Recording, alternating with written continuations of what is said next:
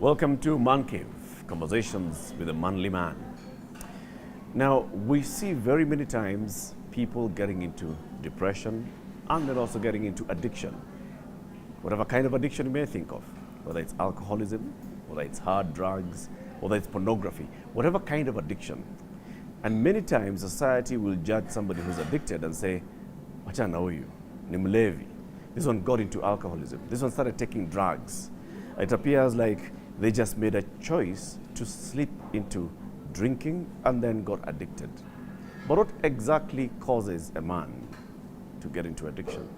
What drives a man to addiction? That's a conversation we want to have today. And our guest is an entrepreneur, Odipo G. Thank you for joining us. Thanks for having me. Odipo, you look okay, Thank you. but you were not okay No, I a wasn't. couple of years back. No, I wasn't. You had got into that stage where you're talking about addiction. Yes. What kind of addiction were you in? Actually, it wasn't one. It was sex, alcohol, and drugs. Sex, alcohol, drugs. Yes, I call it the SAD addiction, SAD. so it was sex, alcohol, and drugs. Yes. And for how long were you in that state? Oh, man. A few years, honestly. A few years. It was one of those things that you can't really tell exactly where it started, because by the time you realize it has come to be, you can't trace the when did it start. You know, like it's not like a play button, like play, start. Yeah. But I'm glad I can know where it ended. Okay. Because I could tell the shift. I could tell the difference. And by ending, you means recovering from it. Recovering from Getting it, out of it. Getting out of it and becoming totally free. Okay. Yes. What were you as you began this journey of getting into addiction? What were you doing? Were you employed? Were you in business? No, I was in business actually. I was in business, and it's actually you've alluded to one of the things that can actually lead someone to addiction.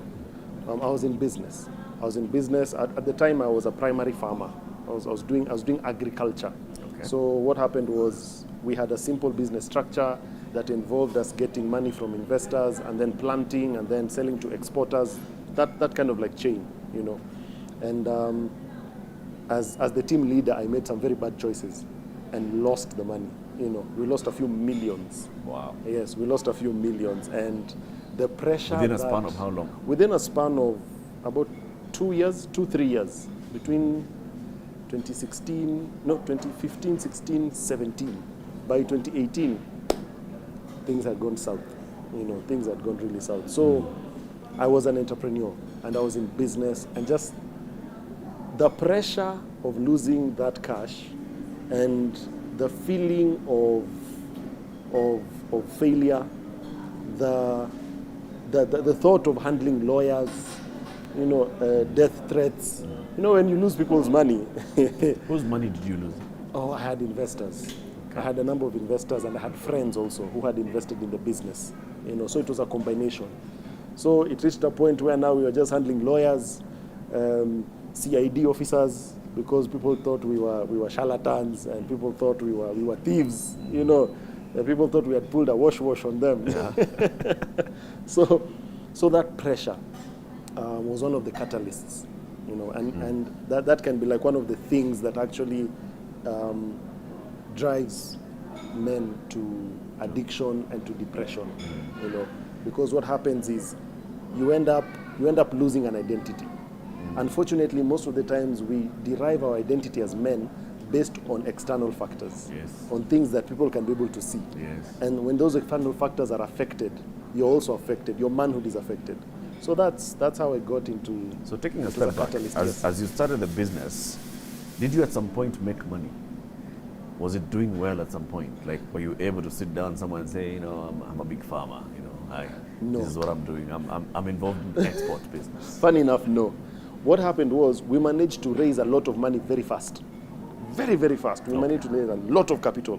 So we had a lot of capital, and we had a whole chunk of land, you know.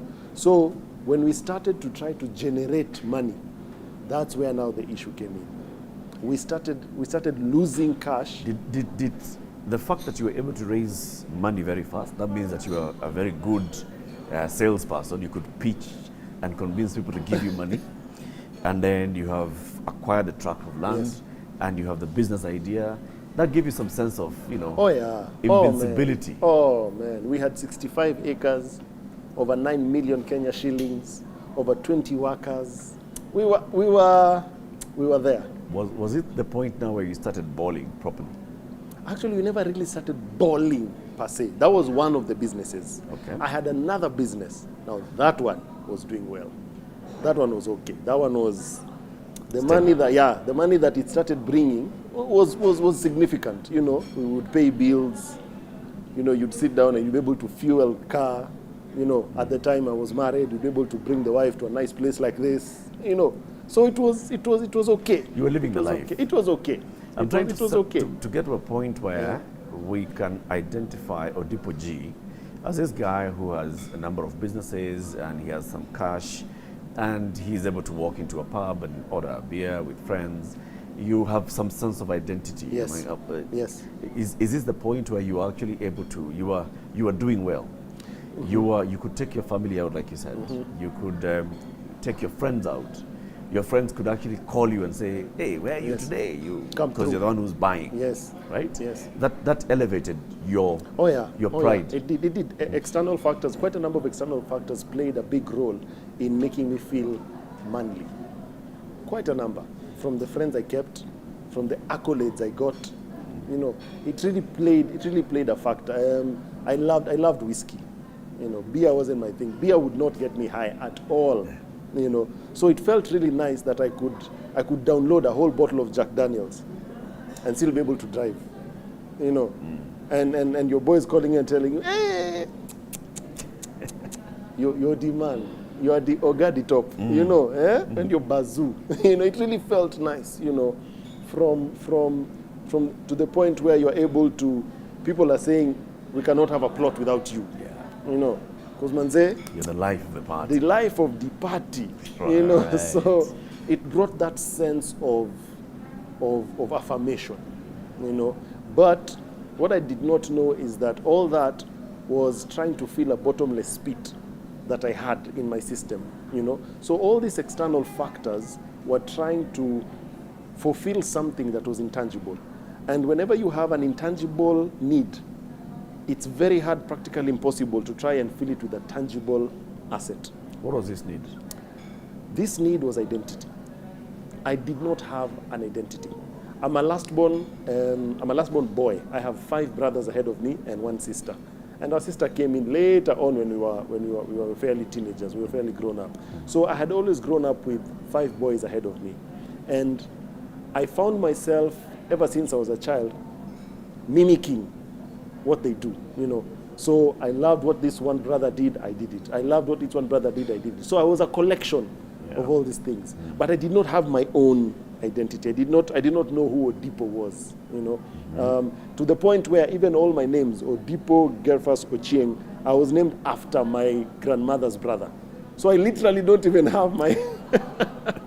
And it doesn't help that I am a Control-C, Control-V copy-paste of my father. Bas. So when you look at any area of my life, I really did not know who I was, And as I grew up, as a man, there's always that need to have your own identity, to know your own you, And I started trying to get that from external factors, from the Validation. women. Validation, Right. from the women to the drinks, to the parties, to the what, to the businesses and all this. So that's where I was trying to get this identity at the end of the day.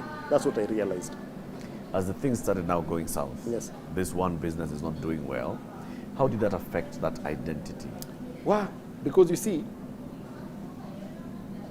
it's the same way when they say there's a certain level under the sea when you go, the pressure becomes too much and you can literally pop. Even some submarines can't get to that level. What happens is that the external pressure becomes more than the internal pressure, and then it compresses. So that's exactly what happened. So I was using all these external factors to elevate me. I was using all these external factors to make me feel like a man. So my identity was directly tied to these external factors. So the moment those external factors were affected negatively, so did my identity. So it started crashing in, and all the businesses went bust. It's like they had a meeting. This year is going south, and it went south. So Everything went it south. was like the first domino. Yes. It just And went toppling all the others. everything went south. Because you're not able to Everything- focus. Focus zero. Right. You know, because when you don't have an identity, you don't know yourself. When you don't know yourself, it is practically impossible to think rationally. And the moment you start thinking irrationally, your results will go without saying, they will be irrational. And irrational results will bring irrational life. You have an irrational life. Whether you like it or not, Yeah. it is a trend. Yeah, so the moment my external factors that I had plugged in my manhood on went down, it was like the cameras that we have here. The cameras are working perfectly, but the moment you switch off the electricity, it doesn't matter whether the camera is 2 million, 3 million Kenya shillings or $200,000. Without electricity, which is a very important factor in powering the camera will not work. So that's exactly how I was. I had plugged in my power source to external factors, and when those external factors were switched off, You just went south from I that point just on. went south. So how did you get into hard drugs, into deeper alcoholism, into sex addiction? What happened is, now it's more or less of, you see, these are the things that I knew worked. They worked for me. They made me feel better. Sawa sawa. And the challenge is that the more I got into them, the higher my tolerance got. The higher my tolerance got. You know, when it came to weeding up, probably if you would outsmoke me, you'd be Wiz Khalifa or Snoop Dogg. one of the two. One of the two. Because my tolerance got very high. But it's not the tolerance that got high. It was the gap that was in me. It's a craving. That was increasing. You know. So everything else was remaining, but the gap in me was increasing. So what happened was, I started craving more of these things. So when I felt less of a man, my system told me, the last time you felt like a man, you plugged into sex, alcohol, and drugs. That's what you plugged into, okay? So in order for you to feel like a man again, what do? Head there. There you go. That's you your know. fix. There you go. And since the gap was bigger because the businesses had gone south and the pressure was intense, it was concentrated. The more I got into them, the more I indulged. Okay. You know, yeah, and the deeper I got into. How was your family at this point? Now, family from the point of parents and siblings, and then family from the point of wife. Family, parents and siblings and wife at the time, they didn't know. They didn't know.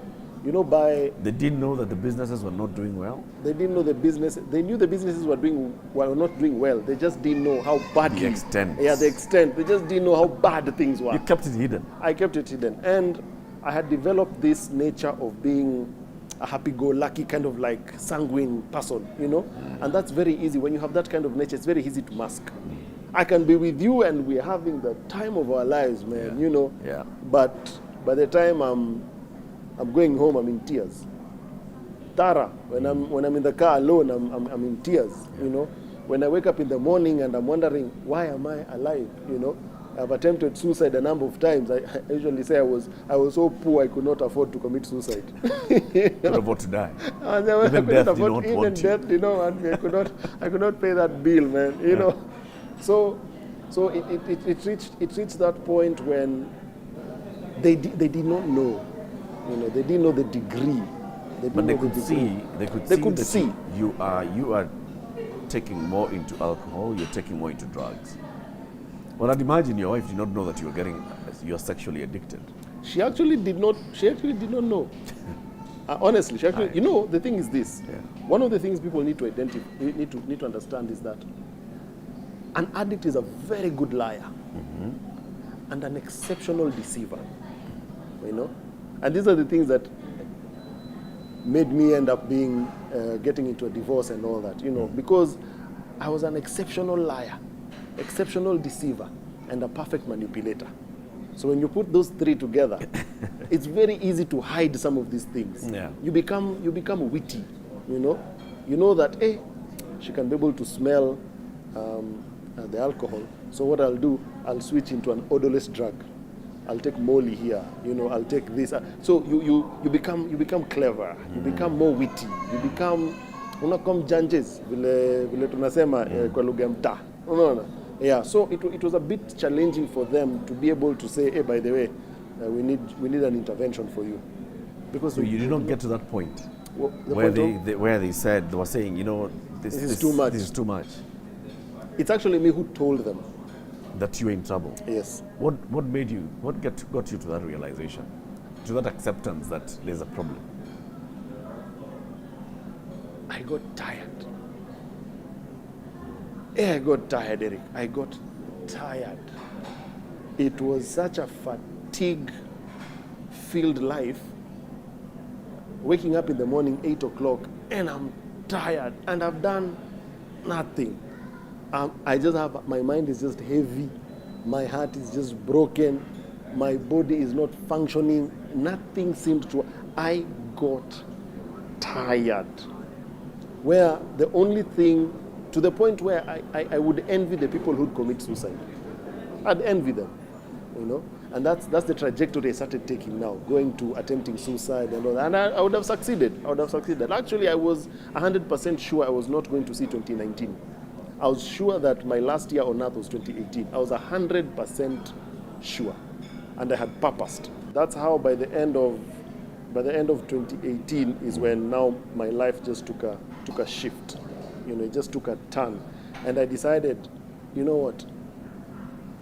This is not why I'm on earth. Like, is this it? Is this it? I had one of those hard conversations where you unajita kamkutano.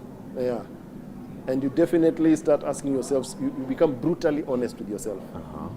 And when I started becoming brutally honest with myself, I realized, wow, something needs to change. I want to hear that. I mean, what led you to this internal meeting?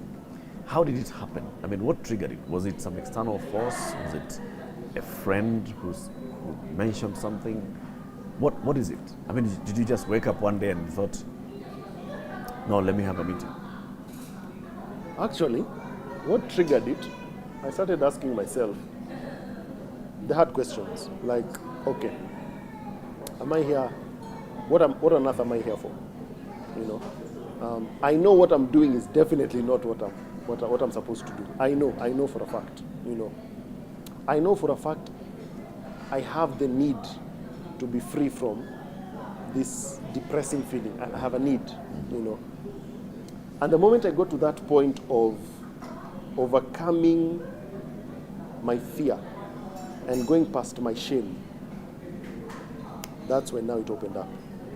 The best point to get, to me, the point of healing, and anyone who wants to get free or is looking at a way of how to just get free of addiction, the first step is to get to the point where your pain outweighs your shame. The moment your pain outweighs your shame, you're in the right trajectory. Define those two terms. Well, those two, it's very simple. I was in so much pain, but that pain for a very long time was overweighed by shame, guilt. You know, I'm betraying my family, I'm betraying my marriage vows, I'm betraying my church, I'm betraying who I am. You know, I'm thinking, how will people perceive? Considering the fact that, you know, once upon a time I was on radio, you know, once upon a time I was the person giving people advice in relationships, you know, once upon a time it was perceived that I had the perfect life, you know. So all those things coming into play. Once upon a time I look at it and I'm thinking, all these guys were looking up to me, all the toys, all the teenagers and all the, how do I even start? So that shame. And the thing is, the more that shame came, the more I indulged. Because the more I wanted to feel better. And the only thing I knew how to feel better were all these other factors. Right. But it reached a point that pain became so intense, I didn't care about the shame. It didn't matter what other people thought. It thought. did not matter. It did not. It was like, you know, the way, I've ever had a stomachache, you know? And there are levels of stomachaches. There's a stomachache where you can say, I can get home. It's okay. I can get home. Yeah. But there's this type of stomachache where You've got to go. now. There was another time we were coming from Mombasa. So we had done something in Mombasa, and we were with some few friends, and we were driving. Okay? So our guest prepared some nice biryani for us as we were going. Something wasn't right with that biryani. Something wasn't right. Bro, I'm telling you, on the road, it reached a point. It was driver, smama, hapa. No, not there. It's got to be here. It's now. here and now, and I had to go. And that's the point. That's the point I reached. I reached a point where I did not care who said what. Yeah. That pain was so intense. It was another analogy is like the labor ward. I've never been to a labor ward, but apparently what I hear in the labor ward is the women giving birth there do not care whether they are naked, whether you're taking pictures, the pain of delivery. They just want that baby delivered. They just want that baby out. So it was exactly the same thing. I reached a point where that pain became unbearable. Yeah. I was not happy at all. There was no part of my life that was happy. I did not have any sense of joy, the sense of meaning. Life was dark, And at that point is when I decided, you know what? Something has to give. That was the turning point. That was the turning point. So what did you do? After having this internal meeting, the Kamkutano with yourself, what did you do? What steps did you take? One of the things I did is I asked myself, I've been raised in a Christian home, I asked myself, I've been told so many times that I was created by God. So in order to get who I really am, in order to get my identity, I needed to go back to the manufacturer, restore factory settings, and that's exactly what I did. So I went into a spiritual tangent. I went into a spiritual tangent where I started searching for my identity from the person who made me, from the person who knows me better, And some steps were a bit radical, but others were very systematic, from the places I hung out with, to the people I hung out with. But one of the things that I started doing very deliberately, I started changing my intake. I started changing my intake in the sense that I have never been an avid reader. By the 844 standard, the old 844 standard for 700, I'm an average struggling student. I'm the kind of person who used to write notes, and when I turn the page like this, that's it. Never read again. I would never do that, So I had never been an avid reader. So I started reading. Quite a bit. I remember in 2018 I did 25 books. That was big for me. In 2019 I did 42, 43. 2020 I did 53. This year I'm aiming for 100. So I started changing my content. It was a simple concept. The way you have that concept of there's a dirty glass. There's a glass with dirt and water.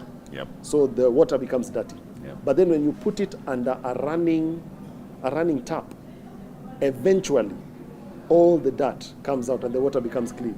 Same analogy.